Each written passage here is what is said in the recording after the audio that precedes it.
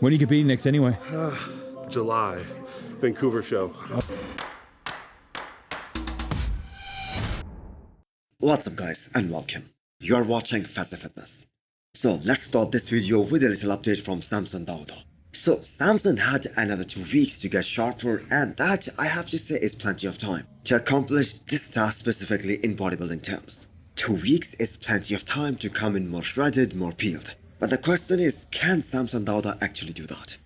Now, strictly speaking from conditioning perspective, Samson Dauda was beaten not only just by Hadi Choopan at this past Arnold Classic, but some other guys as well. For instance, Rafael Brandao was in a better condition, and Jon De La Rosa definitely was in a better condition than Samson. But the thing is, Samson is so damn big, and this is open bodybuilding we are talking about. And not that he's just big, he has such a beautiful shape, his aesthetics are second to none. And that is just enough to beat everyone very convincingly, except for Hadi Choopan. So the question now is that, will Samson Dauda go another mile, risk dropping another 5 to 10 pounds? And some people are suggesting that he should come in 15 pounds lighter. Will he do that, come in more conditioned, at the expense of some of his size and maybe some of his fullness as well? And if he actually does that, will he lose some of his wow factor? Well, we are gonna find out in just 2 more days. So Samson Dauda right now finds himself at a good advantage, especially in comparison to his biggest rival Hadi Choopan here in UK, because the show is in UK, so he doesn't have to take a long flight, and he doesn't have to adjust his sleep rhythm. Hadi Choopan, on the other hand, is kind of in a tricky spot, because we are less than 2 days out of the show, and Hadi is still in the US. Now, no official confirmation has been done by Hani Rembod or Hadi Choopan, whether or not he has been given the visa to travel to UK and has been given the access to travel and compete at the Arnold Classic UK. So if in that unforeseeable and unfortunate circumstance that Hadi isn't able to make it to the UK timely, it is gonna be a very easy win for Samson Dauda, unless he shows up off big time, which is really highly unlikely. But like I said previously, that I think Samson Dauda would want Hadi Choopan to be there. He would want to have a rematch. He would want to have another go at Hadi Choopan and show the bodybuilding world and the judges that he can actually close that gap between him and Hadi Choopan. Now, as far as the factor of not having a coach this time is concerned, well, this isn't the first time his wife is taking over this challenge of picking him for a show. As per Samson Dauda himself, she did it for both Prague Pro and Romania Pro, which were the shows after the Olympia last year. And I think we can all agree, and Samson himself said this, that Prague Pro was probably the best look of his entire career. He was much more drier and much more conditioned compared to the Olympia. So it is gonna be a big payday for Samson Dauda, if for some of these unfortunate circumstances Hadi Choopan cannot make it to the UK. And also a chance to end the season at a very high note. Give his body some rest and some break before starting his prep for the Olympia 2024. So again, in that unfortunate scenario in which Hadi doesn't make it to UK, who is most likely going to be pushing for that runner-up spot? Because let's just face it, no one is going to be able to beat Samson Dauda. So I don't think anyone should be sleeping on Jon De La Rosa, who looks more shredded than ever now a few days out of the show. So Jon has done everything possible to make sure that he shows up at his best, and that means waking up according to UK time schedule, so that his body can peak better come show day. So Jon De La Rosa showed up at his all-time best at the Arnold Classic Ohio, especially his back. That was so good, especially at the prejudging. He was diced and shredded to the bone top to bottom from his back. And Jon is that guy who is very complete. Yes, he is a short bodybuilder. Yes, he isn't as big as some of the other guys. But he is very complete, not just from the front but from the back as well. And Jon is a perfect example that sometimes it is all about finding the right coach who understands your body. Because throughout Jon De La Rosa's career, he was struggling to peak properly.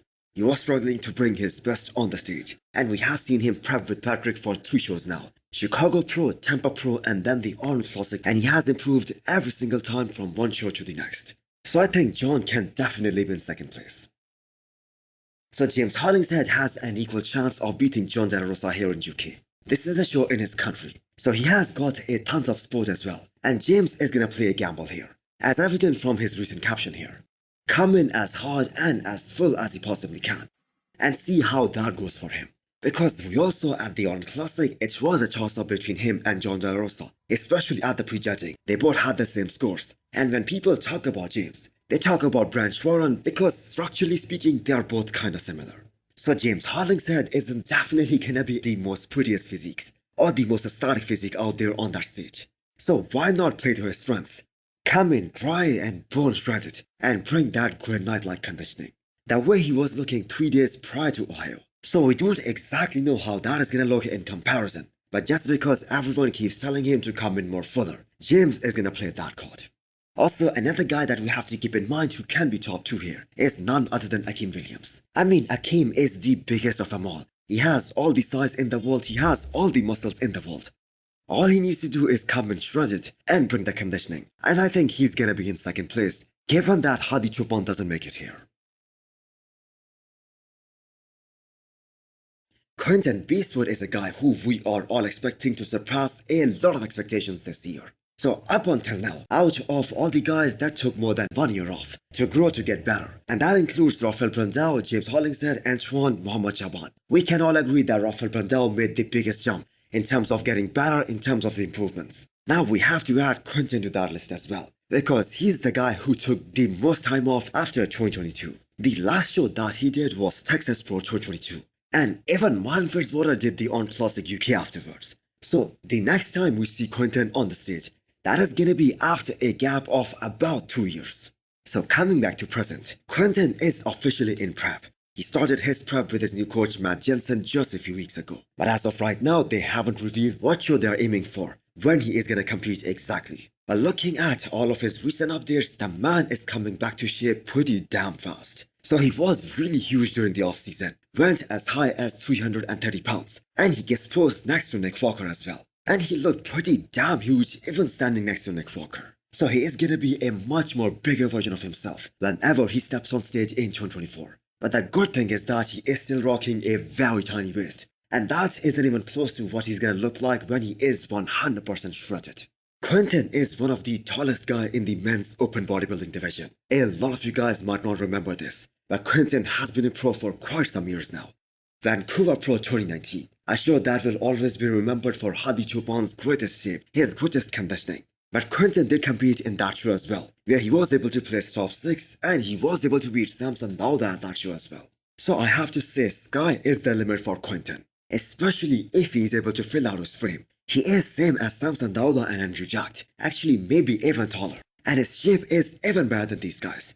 And unlike Andrew Jack and Samson Dauda, who both have a common criticism, that they cannot have steroid glutes, that so far we haven't seen them in that next level conditioning. Well, Quinton can definitely do that. We saw him bring great conditioning at Tampa Pro and Texas Pro, and he was also shredded front to back and head to toe, and he even had these steroid glutes. And as per Andrew Jack, the only guy that he is truly afraid of is Quinton Beastwood. Lastly, we have Regan Grimes finally announcing his next show. He's doing Vancouver Pro in July, and that prize money in Dubai Pro is gonna entice many Ivy pros to travel to the Middle East this year and give the fans a great show there as well. So I'm sure if Regan Grimes is gonna be in shape in July, he's also gonna do Dubai Pro as well, because that is happening in July as well. July, Vancouver show. Oh, sick. The Dubai Pro though is also in July. It was looking pretty cool. They doubled the prize money. Oh, yeah? Yeah, which is enticing, you know, but it's a far way. Yeah. But it's a big show. Like if you win that show, that'd be good. So that is also gonna be so encouraging for the show promoters and the sponsors, who have put a lot of money on the line. And Regan Grimes has a big fan following. And not only just that, he's currently the 9th best bodybuilder in the world. And the way Regan Grimes put that rebound phase to good use after the Olympia last year, there is every reason to believe that he is gonna be a lot better this year. Probably the best we have ever seen from him. So he's currently being coached by Milos. And Milos talks about his biceps a lot. Now, I have to say there is just no way Regan will develop peakier biceps, because it's just genetics, that is how he is built. He can have bigger biceps, but he cannot have peakier biceps. But he could definitely put more size on his quads, because this will make his X-frame look even more dangerous than it already is. Now, we know both Regan Grimes and Milos will be looking for at least top 6 finish at the Olympia in October this year. But I have to say that is gonna be so damn difficult and so tough. Let me clarify why. Hadi Choopan, Derek Linsford, Samson Dauda, Nick Walker, Brandon Carey and Andrew Jack. There is your top 6 right there. And we are not even counting guys like Big Ramy and Hunter Labrada. So this Olympia is gonna be the one to remember for ages, especially if all of these guys show up, unlike last year when a lot of these guys dropped out. So how high can Regan Grimes place this year at the Olympia? We have to keep in mind there is guys like Rafael Brandao is coming back, and also Michael Criso. Can Regan beat these guys as well? So hit the thumbs up button if you like the video, and smash the subscribe button if you wanna come back for more. Thanks for watching.